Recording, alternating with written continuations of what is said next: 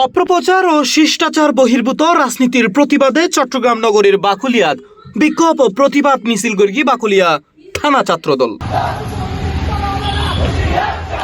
চট্টগ্রাম মহানগর বিএনপির সাবেক সভাপতি ও চট্টগ্রাম সিটি কর্পোরেশনের মেয়র ডাক্তার শাহাদাত হোসেনের দিক নির্দেশনায় শুক্রবার জুনের 26 তারিখ বিকেলে 4টায় বাকুলিয়া থানা ছাত্রদলের উদ্যোগে এই বিক্ষোভ ও প্রতিবাদ মিছিল অনুষ্ঠিত হয়।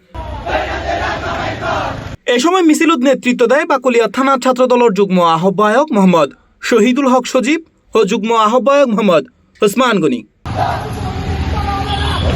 এ সময় থানা ছাত্রদলের নেতাকর্মীদের পাশাপাশি বাকুলিয়ার বিভিন্ন ওয়ার্ড ছাত্রদলের নেতৃবৃন্দ মিছিলত অংশ লয়।